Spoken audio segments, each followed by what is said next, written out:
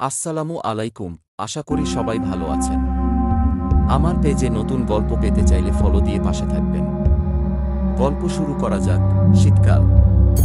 জানুয়ারির কনকনে ঠান্ডা বাতাসে নদীর পাড় যেন আরও বেশি নিস্তব্ধ হয়ে উঠেছে। আকাশে চাঁদ দেখা গেলেও কুয়াশার পর্দা চাঁদের আলোকে গ্রাস করে রেখেছে। গ্রামের পাশ দিয়ে বয়ে চলা কালিন্দী নদী তার কালো জলের ঢেউ দিয়ে এক অদ্ভুত সুর সৃষ্টি করছে। এমন হিমেল রাতের পরিবেশ যেন কোনো এক গভীর রহস্যকে নিজের মাঝে লুকিয়ে রেখেছে। গ্রামের পাশের নদীর ঘাটে মাঝিদের মধ্যে একটি গল্প প্রচলিত ছিল। এই কালিন্দী নদীতে এক মৃত মাঝির আত্মা ঘুরে বেড়ায়। তার নৌকা নাকি মাঝরাতে হঠাৎ করে দেখা যায়।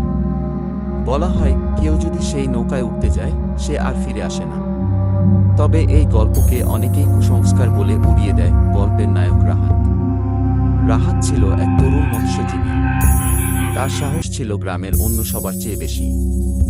একদিন শীতের গভীর রাতে রাহাত মাছ ধরার জন্য নৌকা নিয়ে নদীতে নামার সিদ্ধান্ত নেয়। গ্রামের বড়রা তাকে বারবার সাবধান করল, এই রাতে নদীতে যেও না, এটা মৃত মাঝির সময়। কিন্তু রাহাত এসব কথায় কান দিল না। সে মনে করল এটা শুধুই লোকেদের মিথ্যা গল্প। সে তার পুরনো নৌকা নিয়ে নদীর ঘাটে এল। তার গায়ে ছিল মাত্র একটি ছেঁড়া চাদর আর হাতে একটি হারিকেন। শীতের বাতাস তার শরীরকে কাঁপিয়ে দিলেও তার চোখে ছিল নির্ভীকতা। রাত তখন প্রায় 2টা। নদীর মাঝখানে রাহাত একা একা মাছ ধরছিল। নদীর চারদিকে শুধু পানির ছলছল আওয়াজ আর হালকা হাওয়ার শোর শব্দ। আচমকা রাহাত অনুভব করল যে তার নৌকার আশপাশে অন্য কোনো নৌকার চলার শব্দ হচ্ছে। সে হারিকেনের আলো দিয়ে চারদিকে দেখার চেষ্টা করল। ঘন কুয়াশার মধ্যে সে কিছুই পরিষ্কার দেখতে পাচ্ছিল না।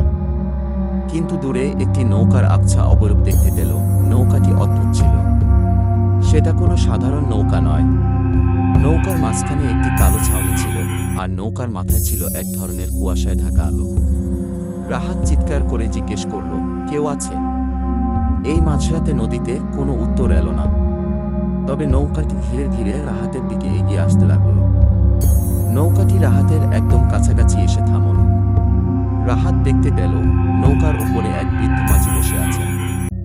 তার চেহারা ধোয়াটে, শরীরে ছেঁড়া কাপড় আর চোখ দুটি কোটরের ভেতরে গভীর অন্ধকারে ডুবে গেছে। বৃদ্ধ মাঝি নীরব চোখে রাহাতের দিকে তাকিয়ে থাকলেন। বৃদ্ধ বললেন, তুমি এখানে কেন এসেছো ছেলে? এই নদী আমাদের, জীবিতদের নয়। রাহাত ভয় পেলেও তার সাহস ধরে বলল, আমি তো শুধু মাছ ধরতে এসেছি। আপনার নৌকা এখানে কি করছে? বৃদ্ধ হেসে বললেন, এই নদী আমাকে কেড়ে নিয়েছে আর এখন তোমাকেও চাইছে। এই কথা বলার সঙ্গে সঙ্গে নদীর বাতাস আরো জোরালো হয়ে উঠল। রাহাতের নৌকা দুলতে শুরু করল।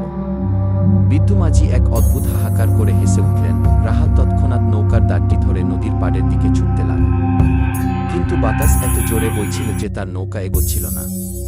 হঠাৎ সে অনুভব করল একটি অদৃশ্য হাত তার নৌকার একপাশ ধরে টেনে নিচ্ছে।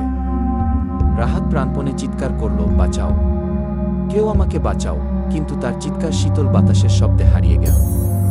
এক মুহূর্তে বৃদ্ধ মাঝি তার নিজের নৌকা থেকে উঠে রাহাতের নৌকার উপরে দাঁড়ালেন। তার চোখ দুটি তখন অগ্নিস্তিষ্ঠ জ্বলছিল। রাহাত বুঝতে পারল সে আর পালাতে পারবে না। নদীর হিমশীতল জল তার নৌকাকে গ্রাস করে নিল। পরদিন সকালে গ্রামবাসীরা রাহাতের খোঁজে নদীর ঘাটে এল। তারা তার নৌকাটি খুঁজে পেল, তবে রাহাতের কোনো চিহ্ন পাওয়া গেল না। নৌকার ভেতরে একটি পুরনো মাঝির লাঠি পড়েছিল, যার গায়ে শৈবালের দাগ। গ্রামে তখন সবাই বলাবলি করল, মৃত মাঝি আবারও নিজের শিকার নিয়ে গেছে। সেই দিনের পর থেকে আর কেউ গভীর রাতে কালিন্দী নদীতে মাছ ধরতে যায় না। রাহাতের গল্পও গ্রামে ভৌতিক কাহিনীর অংশ হয়ে গেল।